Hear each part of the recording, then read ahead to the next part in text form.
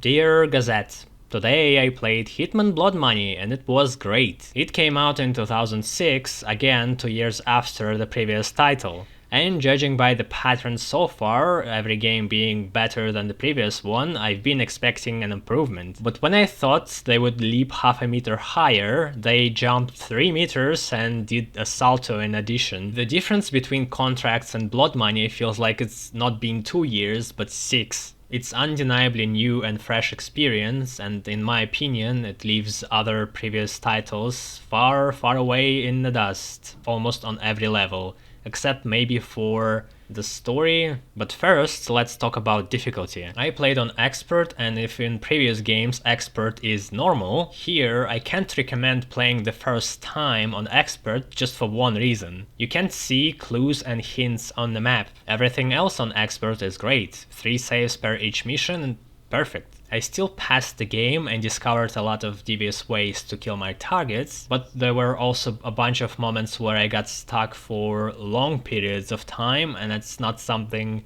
most people would want to endure. So if you're somehow watching this video and haven't played the game, even though we are in spoilers, I recommend to turn off this video, get the game and play it on normal, or if you feel really brave and want to experience the game the same way I did, you can do it on Expert, I guess. Story in tone closer to Silent Assassin. It's 2 dudes talking in a room for the most of the game about 47 being a badass, but this one has a little bit more quality and nuance. You might start noticing wheelchair men lying about some parts of the story, or if you're a hardcore fan, you can read newspaper and figure out all the political shenanigans that's going on behind the curtain. I personally wasn't invested in this whole thing that much, but the ending I did enjoy. It was a blockbustery, half-serious spectacle with good imagery, and it was fun to discover post-credit sequence. The twist though was a little bit too manipulative.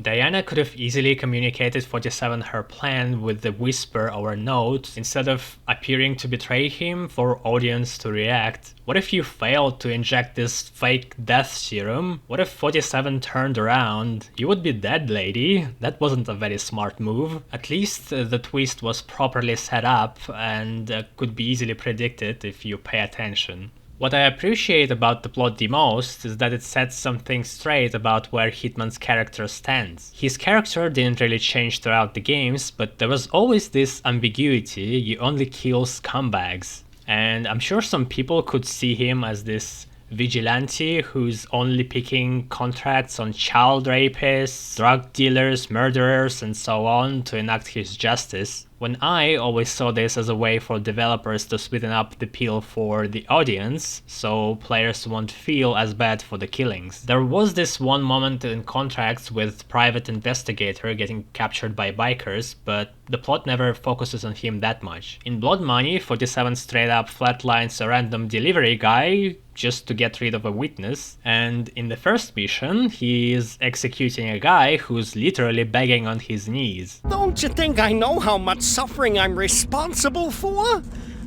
I can't sleep. I haven't slept in the guilt I feel. I'm so sorry. I know I can.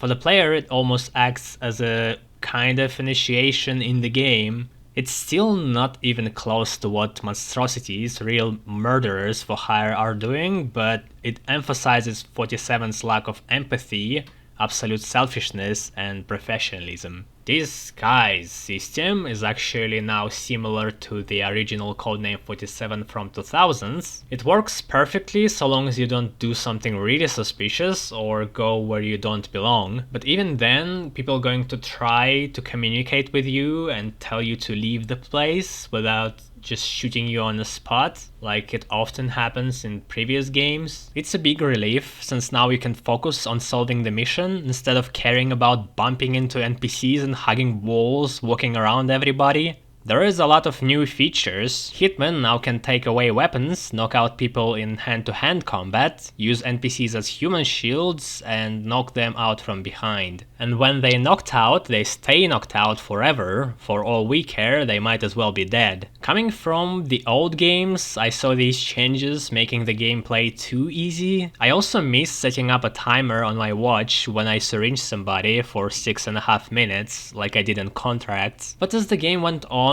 it became clear even with those changes, it's still pretty challenging. You can't just go headbutting people and expect a perfect score, because now they will remember your face and become a witness. Knockouts with human shield from behind still don't sit well with me though, because they make sedative syringes redundant. I would have preferred any physical knockout to be timed, even with generous amount like 10 minutes. This would make your 2 syringes actually valuable, and not just a way to roleplay Dexter Morgan. When you slay somebody in a messy way and try to drag them in a secluded place, Buddy will leave a blood trail, which NPC is going to investigate. Brings a little bit more realism. You also can now stage accidents, which I loved, all from genuinely ingenious things like swapping up a prop gun for a real one and making an actor to execute your target during a rehearsal, to cartoonishly comedic, like fiddling around with pyrotechnics to light up your target, forcing her to drop into a pool of sharks. Pushing people though could have used more work, since some of them just drop dead simply from falling over, and it looks absolutely dumb. In my original playthrough, it never even crossed my mind they would have died from that. Well, I see a nice hiding spot, but if I push him, then I'll need to jump after him and finish the job, and things might get messy. Oh, never mind. What makes Blood Money so fun to play is a big variety of approaches you could do combined with those features. You can throw your gun over a fence, walk past a frisk search, and then wonder which cunt picked it up from the ground. You can light up a girl on fire, or shred her with glass, kill a dog for no reason, tranquilize a dog for no reason. What the fuck? Tranquilize a man, give secret agents something to munch on. Poisoning food with a syringe is something I completely missed first time playing. My brain was still thinking in old mode. I see a drink, but where do I get the poison? Maybe I'll find some rat poison in the basement? When it was always on me the entire time. Funny enough, with my luck, while looking for rat poison, I found aphrodisiac. It does the job, but at what cost? Notoriety is a new, really neat mechanic. The bar fills up as you leave witnesses behind, and after a certain threshold, people will start recognizing your face. It's also closely connected to the Gazette, and thanks to it, you can see an impact your hits do on the world. Love the idea, but they blew it by making it super forgiving. You can easily erase all of your mishaps with the pocket change amount of money. So unless you are actively trying to increase notoriety, it will have no influence on your game whatsoever. They really should have made it more uncompromising. Gunplay was pretty solid. Combination of animation, sound effects and blood splatter managed to make it feel powerful whenever things go south, as they always do. You can make sure to go down with the spectacle. There are a lot of customizations you can buy to make your weapon look as elegant as 6 years old dream toy gun. For money that made a comeback from Codename 47. Now combined with the rating system, it's the best of both worlds. What else made a comeback is a maze-like map structure. I thought we were past that point after seeing none of it in Contracts. My guess, whoever made the original Li Hong assassination is on the loose again.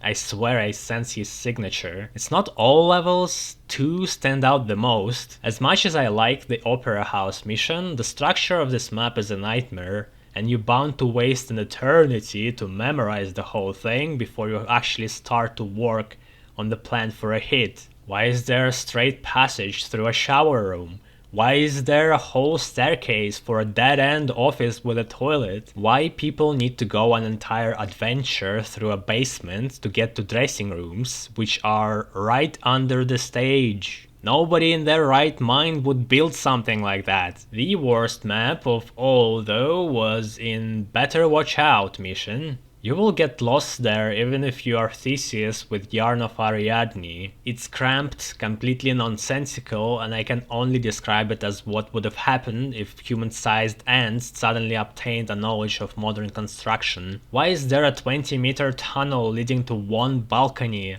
What's up with those surprise underbuilt stairs you can find behind a casual door? Who the hell needs an office to which you can only get through a kitchen? And there are good examples of maps. A New Life was such a breeze to play through. The Murder of Crows, spacious map, but hey, no tunnels, so it's not the size. Even big mission like White House with a lot of rooms, which wasn't even that memorable of a hit, had architecture you can make sense and believe in. This is my biggest criticism with Blood Money. My second one would be controls. 47 without a prompt starts climbing ladders when you really don't want him to, and jumps on barricades like a half-wit when you try to take cover. Often, instead of going sneakily through a door, he will start looking into a keyhole, or whenever he holds a suitcase, he will start storing items in it instead of opening doors, because it's the same button. And if most of the time it's an annoying inconvenience, occasionally it happens in a hotspot, and believe me, it's not that pleasant. Please push him. Oh, what are you doing? Just fucking drag.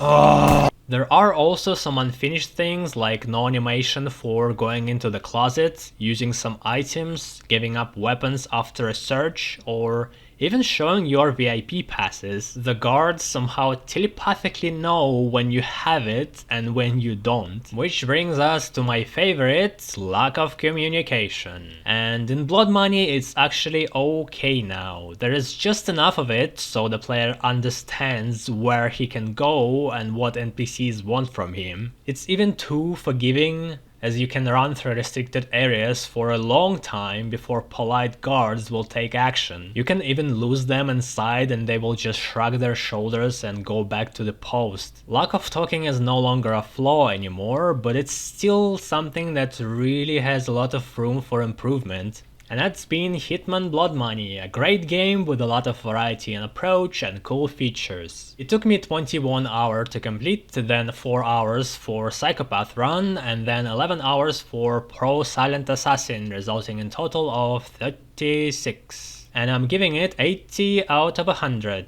plus 5 for finally adding a restart button as promised. Good job! Yay, you finally did it, yay! I think there are some really solid characters in this game actually that makes the story interesting. Also because they have some really basic reasons to wanting to go after after 47 that everybody can relate to really easily. So it's not like artsy-fartsy in that way. It's good, understandable, cool characters.